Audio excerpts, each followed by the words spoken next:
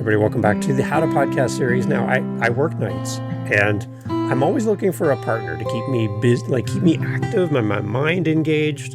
And I listen to a lot of podcasts about podcasting. I have to admit. And when I came across this podcast, I found it to be the most pod-savviest of podcasts about podcasting, and a wonderful voice. Fills my ears at work, and Steph keeps me company at work. And I reached out and said, Steph, I would love to have you on the How to Podcast series as my guest co-host because you bring so much value to your community. I am part of your community, and I just hope that you would say yes. And she said yes, and she's here. So the voice in my head is now on my screen, and I'm so excited to have Steph on the podcast. Steph, welcome to the How to Podcast series as my guest co-host. I am thrilled to have you here. Dave, that's like the best introduction ever. You really know how to make someone feel great. So thank you for that. Well, thank you for keeping me company. You are a great companion at work. I know that we are meeting virtually in person today for the first time, but people talk about this in podcasting all the time, Steph, that when you connect with a podcaster that you know and love, you have a picture of them in your mind. You know little things about them, you get to know them, and there's this relationship built over time as you just interact with a podcast you love. So I feel like I've known you for years just by having time with you. So thank you for your show. Pod Savvy Guide is just awesome. And I love the guests you have on. I love the topics you cover. And I feel like you and I are on a similar plane, like we're kind of going in the same direction. And to have you on is a thrill for me. So welcome. Thanks. I mean, we're Yay. both pod nerds, so I'm excited. Like, anytime I can be around someone that wants to nerd out about podcasting, I'm like, absolutely. Okay, so we got to start with a plug. Okay. For those people who haven't come to Pod Savvy yet, which you will, Steph, tell them about the show, a little bit of the origin of the show. Go promote this thing. Come on.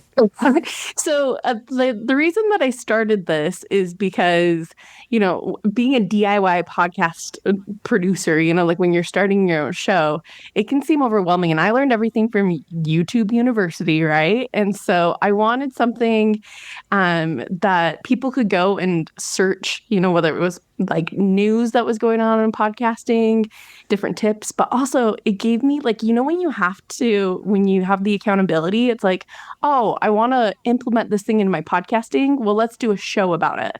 Oh, I want to book more guests. Well, let's do a show about me booking guests. So sort of give that accountability.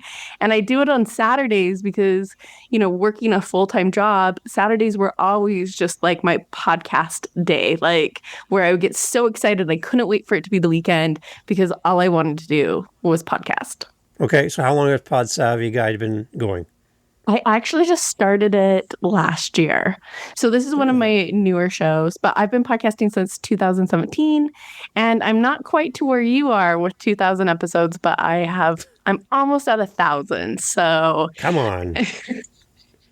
Wow. So okay. Halfway there. Talk a little bit about the podcasting that you've been doing in the past for the business side as well, because you get to play in both fields. Yeah. So talk a little bit about what you do there. So for work, it's interesting because we do business to business podcasting, which is so different than business to consumer, right? We don't care if anyone's listening. We only care about that guest, right? So we'll sort of we do a prep call to connect with them. We have a follow-up system. It's all about us bonding with that guest, because oftentimes salespeople, if you go to lunch, what does the salesperson usually do? Talk about themselves the whole time, right? And like a podcast, it's been so cool to see. We bring them in, they're all in person, we're wanting to do business with people locally to us. And that usually at the end, they're usually like, man, that was so great. I would love to do business with you guys. And it's like, we haven't even brought up our business, but we just listened and cared, Okay. What about, I always like to ask podcasters when they come on, do you have a good starting point for the Pod Savvy Guide? Where would a new listener come to your show? Where would they start? Most recent episode, back to episode 1. I've listened since episode 1, but where would you send a new listener to your show? a new listener, I would probably send to, I did 5 solo episodes, and that's what I teach people of, like, to start, just do a solo episode. And I had like 10 questions. So I probably would start on that first solo episode because I'm recording it just with my phone. I'm using the Riverside FM app. And so I feel like it's a sort of feel of how to do your first solo episode.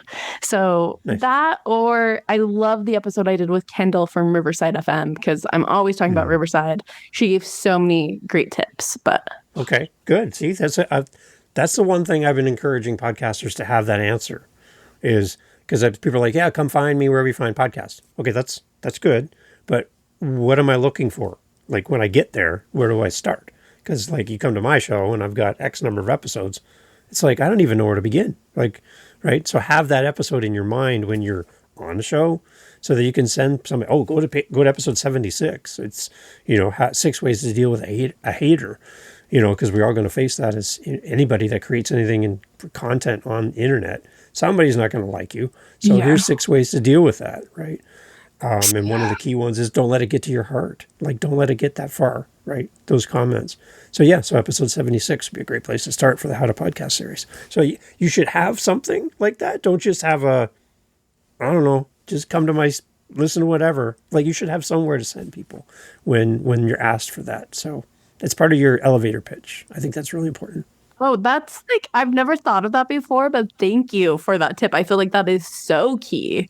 And then people are more excited to go listen to because it's like something you're excited about, Yeah, it's intentional, right? It's like, I'm looking for that episode and I'm going to go there first. Yeah. Right? It's kind of that taste test for your show. I like that. Let's do a quick little lightning round. I don't know, just make this up in the thing. So, audio, video, podcast. Which one do you prefer? This is so hard because for my career, up until like 650 episodes, it was audio in person. And then last October, because I have a crew of podcasters that we like meet monthly here. And everyone was like video, because you can post it. And so then I became a video virtual gal. But I think I still love audio because you don't see it's like what we were talking about before this with the voice, right? That the coaches aren't seeing the person at first when they're singing. I think that sometimes you can make snap judgments about someone by like how they're looking or how they're talking with their hands. So I still love audio, but I also think that video it gives you so many more ways to share that content with video as well. But I mean, but personally listening, I usually listen and I'm not watching a video, What app do you use to listen to podcasts on? It used to be Apple Podcasts and now it's Spotify. Really? Yeah. Interesting. What's the change? Well, because if I do want to like see like how someone, because sometimes with podcasts now they'll like refer to things, but it's like in the video, it's like you don't really know what they're talking about. So I've done video because like Amy Poehler with Good Hang, she'll like if someone's talking about what makes them laugh, she'll share a clip of it. And so I think I just started using Spotify for sometimes when I do want to like watch the video really quick. What's one thing that you've heard from a listener that made you happy? What you just told me today, Dave. Come on. Holy cow. You guys. Okay, so I'm going to share this with your listeners. I was really nervous for this, right? Because I think that sometimes when you're always hosting, you know what to expect, and I didn't know what to expect. And I get on and you tell me that you've listened to every episode and you're complimenting me and everything. And it was just like, sometimes you work so hard as a podcaster and you aren't like seeing the people listening. Yeah, you might see your stats, but you're like, does anyone care? Was that just a random thing that they clicked on? And so like that absolutely not just made my day, it's made my entire month, maybe even my year, Come on. All right. Well, if our whole time together leads to that, then that makes me really happy. Okay. What's one engagement tool that you've used in your podcast that works? I think like honestly, Instagram stories for Okay. me, to post the link on there that often I feel like I can see the difference of if I post about the video clip and if I do a video explaining why I love the episode I just did and then give the link, I feel like that's my best engagement that I've seen. Okay. What about you? Two part. Can Me, I ask that? oh yeah, we can go back and forth. Yeah, for sure. Engagement tool would be you did an episode around Telby, which Oh I yeah. never heard of before, which I love. Great episode, by the way. Everyone should go check that out. I use SpeakPipe for my show. I've been using it for about 2 years now. I think I have, I don't know, 300 episodes, 300 recordings from listeners. The moment I got my first recording from a listener on that, and I heard a voice for a person who listens to my show, all of my stats went away. I'm like, I have a voice. Somebody left me I heard their voice, and I'm like, oh my gosh, it's real. There's real people out there, right? Because otherwise, they're just numbers on a screen on your computer. But when somebody actually leaves you a message, it's just like the most. I rewound that and played that over and over and over and over again. I was like, that's a real person. To get somebody to actually step forward and do something like that, to make the conscious effort to, I will leave you a message. Come on. It's the coolest thing ever. And so what I do is I'll bring the message into my podcast, and I'll have kind of like at the end of the show, kind of like, hey, got a message. Steph left me a message on SpeakPipe. Here's Steph's message. Hey, Dave, it's Steph from Pod Savvy Guide, blah, blah, blah. It's like, isn't that cool? Like I got a message from, and what happens is then it gets reshared by people who don't understand what podcasts are.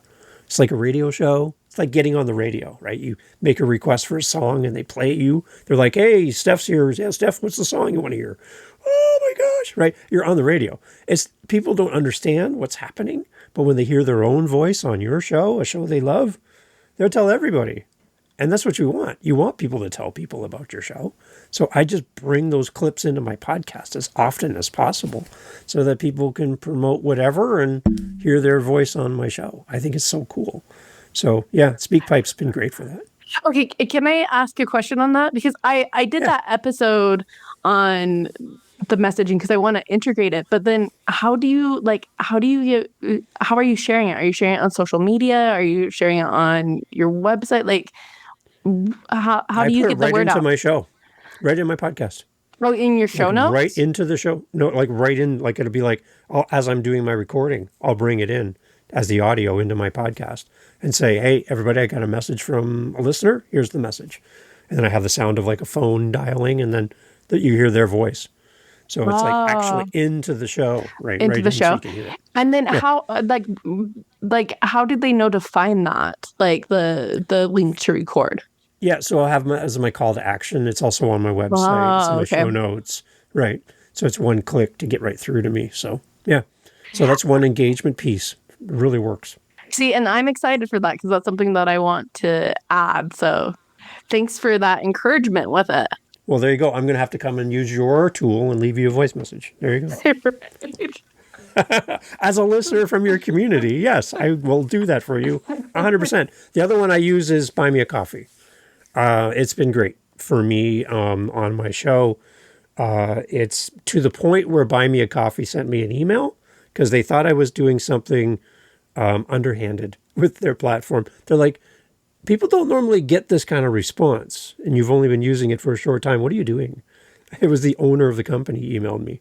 And I'm like, I'm not doing anything wrong. I'm just telling people to use it, and people are using it. They're like, okay, because it's been significant, like very kind of the people who listen to my show.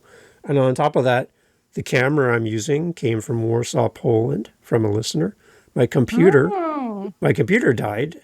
And so somebody bought me a brand new desktop computer, showed up at my house, one of my listeners. So it's like you just tell people, and you just be open and say, well, having troubles with my camera this week. Oh, I'll buy you a camera. It's like, what? I'm like, what do you mean? Yeah, I'll buy you a camera. Okay. And then the computer showed up, and then the Buy Me a Coffees. It's just all of these things work together. That's engagement, right? So it goes beyond. Sometimes you don't always get comments or DMs, but when somebody throws $5 at you and says, Steph, I love what you do. Thanks. Like, I think people want to be nice. They want to do nice things for people that they care about, right? So if we give them an opportunity to do that, that's all we have to do. I have this belief that we do not have because we do not ask, right? If we don't put it out there and say, leave me a voice message. I'd love to hear from you. Leave me, if you want to help support the show, just my Buy Me a Coffee link. Those things are a way for people to do something small. But combine that with a bunch of people, it turns into something quite big, right? So it's very encouraging when that stuff happens. Man, okay, that's so cool. So when I help a new podcaster get set up and we're doing our introductory things, I get them to set up their Buy Me a Coffee right away and set up their SpeakPipe. And what I tell them is, because of the generosity of the listeners for my shows, I want to be your first voicemail and I want to be your first donation of coffee. So the money that comes to me, I have a job. I technically don't need the money that comes to through my Buy Me a Coffee. I reinvest it into other podcasters. It just kind of comes through me to them. So last year, my wife and I went to a podcasting conference in Alberta, and we're in Ontario. So we flew out there, and we actually grabbed a new podcaster who lives out in that part of the world. And because of my audience paid for them to go to a conference, paid for their hotel and all their food from my listeners. So this podcaster, a brand new podcaster, got to go for free because my listening audience paid for the whole thing. Oh, thanks, everybody. Cool. Right? That's awesome. Isn't that amazing? So that person got a free conference experience, and they only had like 1 or 2 episodes when they went. So that's so cool. Like, that's what I love about podcasting. Once you tap into that community side of it, it goes beyond just recording content. It's a relationship. It's really, really fun. And can I ask, like, why are you so passionate about helping podcasters? I had one guy on my show. His name is Mike. He was on my show a little while ago. Mike, he had a very unhealthy relationship, romantic relationship, and his wife basically asked him to leave the house. And in that, he was told that he was not worth anything and nobody cared about him. And he went away and he tried to leave this world, we'll put it that way. He was unsuccessful. In the morning, he stumbled out to his pickup truck, got in, and turned on his truck. And instead of music, a podcast came on. We don't know how this happens, but a podcast came on in his truck.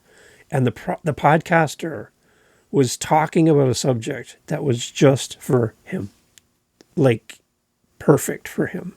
And I think of the podcaster who recorded that episode months before. No idea who Mike was, no idea about Mike in the truck, no idea what Mike had just done the night before. But because of that episode, Mike took a new path in life, and now Mike helps other people with their mental health. So had it not been for that podcaster to record that episode and release it when they did, so it was available to Mike in that moment, I don't know if Mike would have been able to come on my show. So when somebody says it's just content, there's something else there. I have proof that a podcast, in this case, can actually save and change somebody's life. So there's a quote that I really love, Steph, that I'd love for you to kind of think about. It's about an apple seed. And simply it says, you can count the number of seeds in an apple, but you can't count the number of apples in a seed. So when we look at our stats, we see 1 listen. We're like, oh, this is terrible. Only 1 person listened to my latest episode. I'm not very good at this, am I? Wait a minute. What if that 1 person is Mike? And what you talked about in that episode helped Mike. And what if Mike's life is different because of your 1 episode and that 1 listen? What if Mike then went home and treated his partner better, raised his kids better, and all of the generations after were better because of 1 episode? You can't count the number of apples in the seed. It's impossible, right? Wow. So I look at my stats in a different light. I'm not here to collect numbers. I'm here to collect people. That's my goal in life. And that's why I'm so passionate about podcasting. I get to talk to you. Like, you have poured so much into me as a listener. And now I have time with you. It's like, it's kind of surreal. Like, it's really kind of cool. So I just think that's what I really resonate with your show and how you do this, is because you are in the same type of journey. You just pour into people and you do this unselfishly. You just share what you know and what you're learning, and you're just you. And I think that's something that's so cool about podcasting. You're not going to get this on Instagram. You're not going to get this on YouTube. You're going to get this through podcasting. And I think that's the secret sauce of podcasting in a world of AI and all this other stuff, is the human connection, right? So that's why I do what I do. It's the coolest thing ever. And I get a little bit from you that there's a part of that that's really important to you as well. Oh yeah, for sure. I mean, like that was like a powerful story right there, because I do feel like I had a time in my life where I was having my 30 life crisis. I was working at a fishing lodge in Alaska that was like so remote and such slow Wi-Fi that I would have to like download the episodes I wanted the night before so that they would download by the morning, you know? And I remember like those podcasters, because I have very few coworkers. There were only 6 of us, right? The guests were out all the time. I was super lonely, didn't know what I was doing in my life.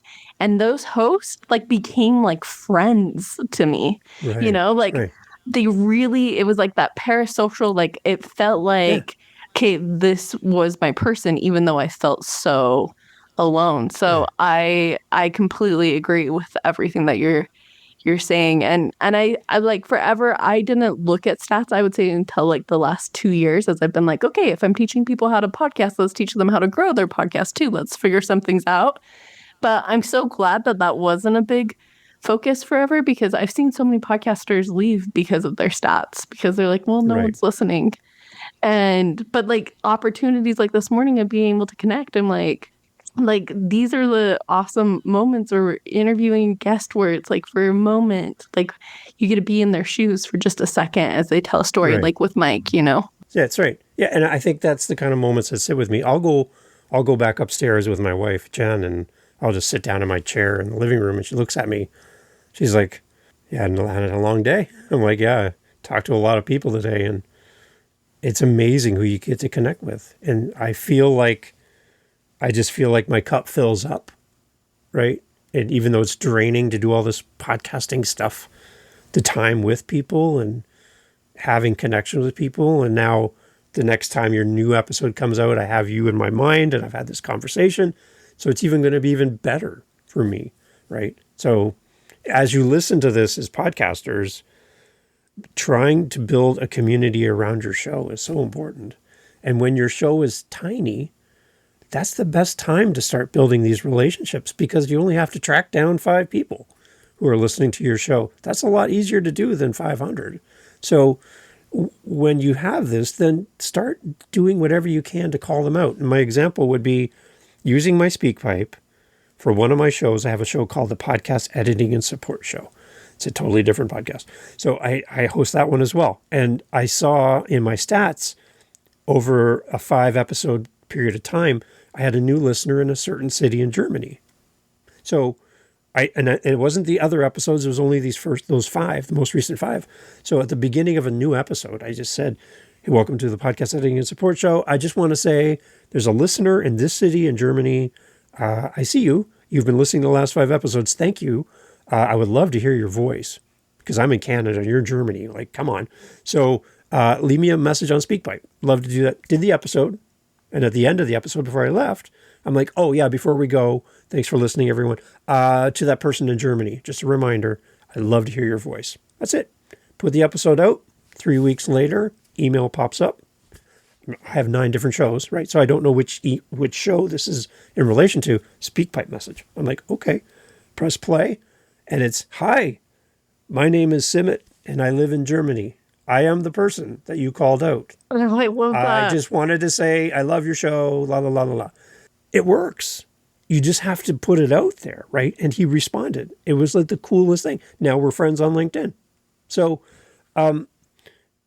when your audience responds, so as you listen to this as a new podcaster, and you see 5 listens, and one's in Columbus, Ohio, one's in Toronto, Ontario, one's in Frankfurt, Germany, go get them.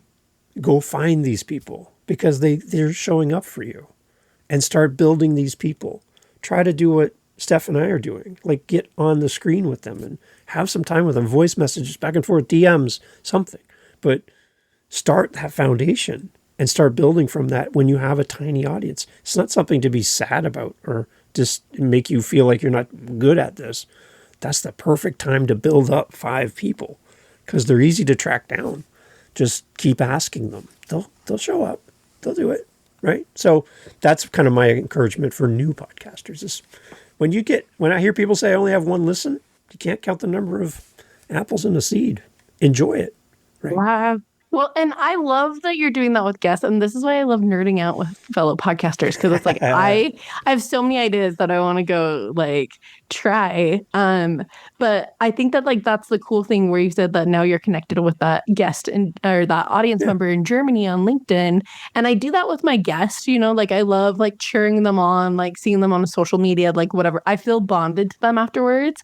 And now I'm like, oh, like I think I've been like wondering how to feel more connected with people that are listening for a bit now, and you just answered that question, and now I'm like so excited to explore that. So I have a question for you.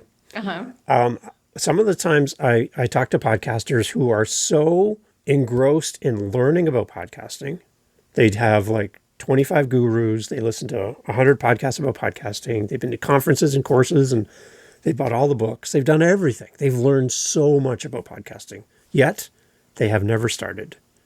They're just so caught up in this information gathering stage. And when you ask them, well, how's your podcast coming along? It's been 2 years of you gathering information, yet you haven't recorded anything yet. If you could sit down with a podcaster trapped in the information overload stage, where they just feel like I just need one more piece before I go and do the first recording, how would you navigate a new podcaster who seems to be trapped in that stage of just learning and wanting to be a sponge? How do you break them out of that and help them to get started? So this is something that I have been really passionate about lately. And I think that sometimes there's another layer below that. I think that sometimes there's, and maybe it is that they don't have the time right now or whatnot. Like time can be a real thing, but let's look at you, right? Like you have a full-time job and you have 9 podcast series, and in 5 years you've done 2,000 episodes.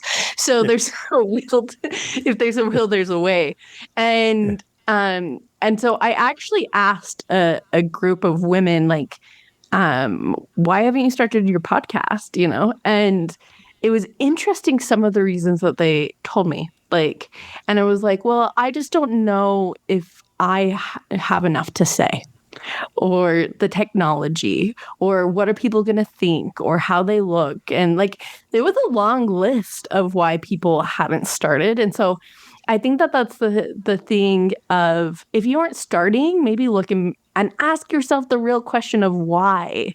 And I heard on a podcast recently, the guest was like, if you look at yourself and ask yourself a question in the mirror, it's really hard to lie to yourself. And I agree with that. When you're like actually like looking at yourself and asking, like, why are you not doing this?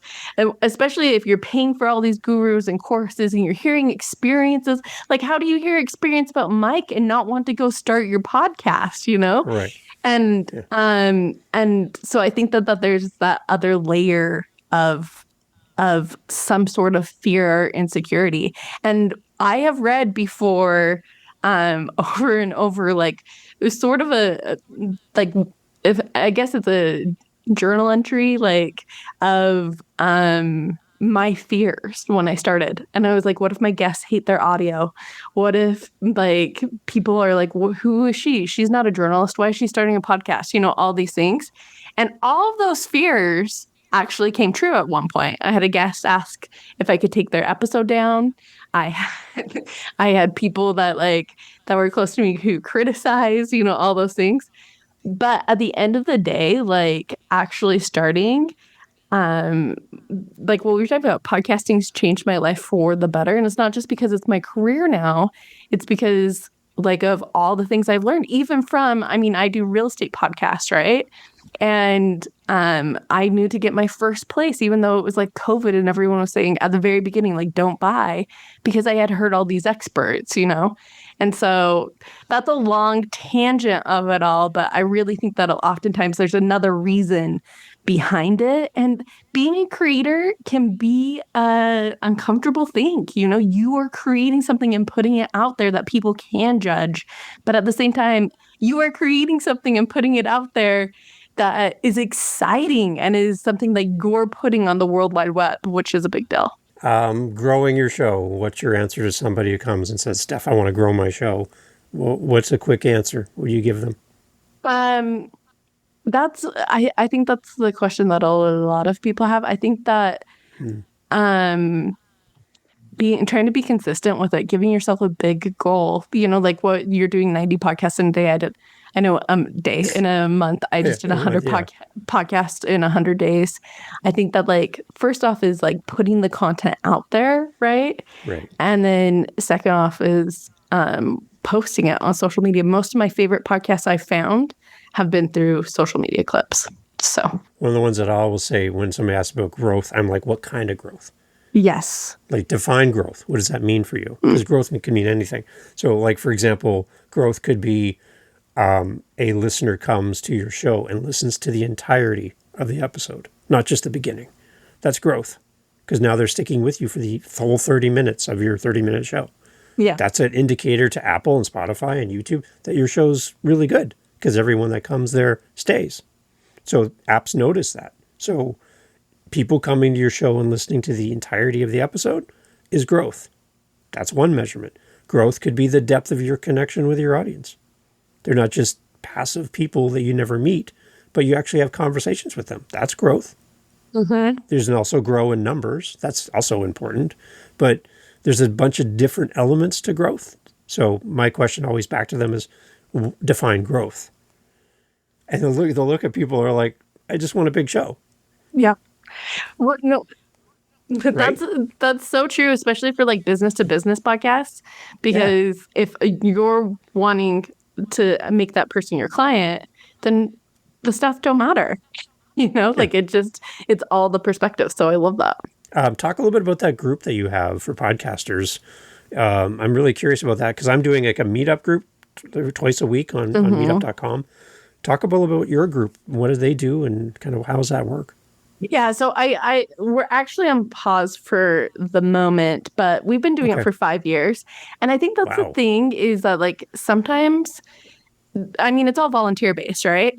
And but I do it through my work. And so sometimes like we're really busy right now. So I just have to put stuff on back burner. And it's like, hey, we'll reconvene in January, we'll figure it out.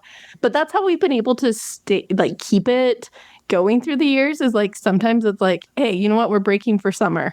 We're breaking for like the fall. But I've loved being able to get together and, like I said, just nerd out with different podcasters. I've learned so much from them, and it's a lot of fun. And I think at the beginning it was like I had so many friends in it, and it was like at night. So it was more people who like, it was hobbyists, and we switched during the day to like business, and it's just never felt the same again, if that makes sense. Right. Where when it was at night, like people would stay until like 10 p.m. just like talking and everything. So I'm sort of in like the phase of like, do we switch to online? What do we do? But I think with any journey like that, like sometimes, there's different changes that can go on, and sometimes it's not the same. And anyways, so that's a little bit with that, but I've loved it. And I think the biggest thing is like when I first was calling all these podcasters who had more experience than me, I felt like such imposter syndrome. And I was like, who am I to do this? But it's given me so much confidence over the years. I've learned so much, and I'm so grateful for it. And it is something that I want to keep going for a long time of my life. I just don't know what direction. All right. Before I ask my last question as we head for the door, because you have other things to do, it's a podcasting day for you. Talk about PodSavvy, the website, and kind of where we're going to send people to fall in love with you and what you do, and also join your community of listeners. Where do you want to send people to follow up with you? I think right now is just my Instagram, which is just Steph Shoell, and that's spelled Shoe double L. And on it, I just share videos, share the links to things, and you can find it all that way. But I really have loved growing a community on Instagram. Excellent. One resource for podcasters that you've been using recently, or you heard about, or you're curious, whatever, a resource, a book, a website, anything, a tool that we can leave for a podcaster? Well, now the show, I'm so impressed. Okay. But also, guys, like, I am not a paid Riverside FM spokesperson, but I probably should be because I talk about it all the time. But they just came out with even more AI features. And if you're like wanting editing to be faster and like do video podcasting, I just can't reach Riverside FM enough. Excellent. Yeah. Mine would be a book I just got. I had the audiobook already. Tom Webster, The Audience is Listening, A Little Guide to Building a Big Podcast. Oh, I love that. This book needs to be right beside your monitor. Tom Webster, The Audience is Listening, A Little Guide to Building a Big Podcast. The audiobook is amazing, and the paperback book is equally as amazing. Stuff like creating a a questionnaire for your audience to fill in, right? A survey. There's a whole bunch of survey questions in here. He's a little snarky. He's a little fun to listen to. And he's just full of knowledge. So yeah, that's one of my tools I've been recommending lately. The Audience is Listening, A Little Guide to Building a Big Podcast by Tom Webster. It's a really good book. I'll have to check it out. There you go. I love it. All right. Again, as we go out, thank you for your show. Thank you for what you do. On behalf of your community, as a member of your community of listeners, thank you for showing up, being consistent, giving us such great content over all this time. Really appreciate what you do. And I am going to continue being in your audience, listening away. So the next time you come to the microphone and you hit record, and you're like, why am I doing this? Think of Dave going, I can't wait for this episode. Where is it? I'm going to keep looking at my phone. It's not here yet. I'm waiting and listening. So thank you for all that you do, Steph. You're welcome. And like, seriously though, I was thinking that throughout. I was like, I need to be more consistent with this if Dave's listening. And can I have you be a guest on there? Oh, hello. Come on. Anytime. Okay. On my favorite show? Come on. Don't threaten me with a good time. All right. I like that. I'll send you over a link. But seriously, this absolutely made my day, my week, my year. So thank you so much. All right. And everyone, if you want to also continue to make Steph's day, go listen to her show, rate, review, give her a follow, give her a comment, however you listen, wherever you listen. Get out there and let her know that you're there, because I know she'd love to hear from you. Go check out the episode. I'll put a link in the show notes. Go try out her tool for voice messages and just fill up her inbox with messages. Everybody just go hit her up and just leave her a great message as well. Thank you, Steph, for being on the show. Really great having you here. Thank you, Dave. Hey, thanks for listening to the podcast all the way through to the end. I love having these great guest co-hosts on the show to share their podcast with you. You have some homework to do. And what I'm asking of you is to go check out our featured guest co-host today. Go over and listen to their podcast. The links are always in the show notes. I'd love for you to go and give them your love and support. And I think if we can all do that for each other, podcasting will be a lot more fun for all of us. So it's time to do what you've asked others to do for you. It's time to do for this guest co-host. Links in the show notes. Go over and check out their show and leave them a review, do the follow, go listen to their episodes in full, the entirety of an episode, which again shows to the apps that it's a good podcast because you're going there and you're staying to the end. It's probably one of the best ways you can help a podcaster grow their audience and be shown to more people is by simply going and listening wherever you listen to the very end, like you're doing right now here. This is the perfect way to signal to wherever you're listening on, this is a podcast worth promoting.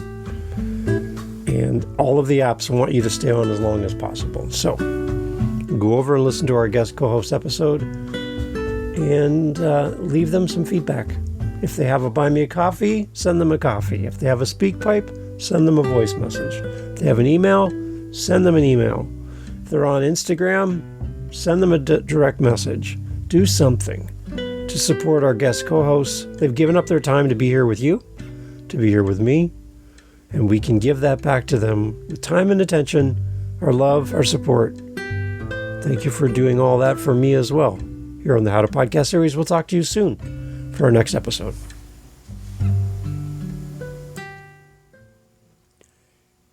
Hey, it's Dave. Yeah, I'm still here. You're still here. So this is great. I just want to answer a question from a podcaster that reached out, and they're creating a new podcast, and they want to talk about so many different things, and they're really having a hard time narrowing their focus to like one main idea for their show. Sure, we can talk about different things within it, but what's the umbrella? What's the one overarching thing that your show is about?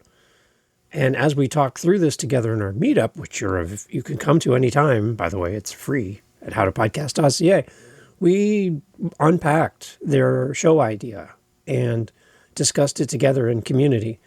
And what came out was this idea that your podcast can be like a farm. Okay, stick with me for a second. You can have a hobby farm, which has all different types of animals, a couple ducks, some chickens, a horse, 3 cows, a pig, a monkey, I don't know, whatever you want. You can have all these different animals and have a hobby farm. And all of them require different effort, different time, different diets, different care, and all of them are unique. Just think of the food you got to buy and the different types of food you need to buy for a rabbit compared to a cow and a horse. Like, they all require different care, right? That's a hobby farm. Or you can just grow strawberries. That's all you do is grow strawberries. What are you known for? Strawberries. And you do it really well because it's all you do. Instead of doing a bunch of little things and doing them to the best of your ability with the time you have, why not do one thing really, really well? So when you're coming up with the concept and the idea for your show, think more like a strawberry farmer than a hobby farmer. Don't do too much, and don't wear yourself out. I want to talk about this and this and that and this and that. Oh, I like that too. And then this and maybe some of that. If you go to the Cheesecake Factory, they have like 250 plus menu items. It's a little overwhelming. If you want to have the best pasta, you want to go to a little tiny restaurant. Doesn't hardly advertise, word of mouth, where the Nona, who has been cooking for 60 years, is in the back room handcrafting pasta. Not with a machine, with her hands. She's making it fresh. Who's going to have better pasta? A big mega chain that does a bunch of things okay, or one place where they just do one thing really, really well.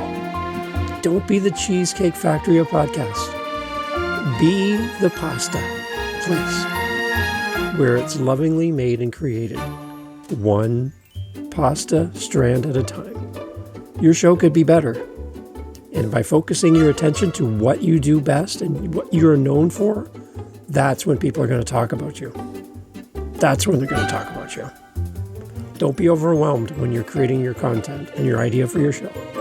Focus on one thing and do it very, very well.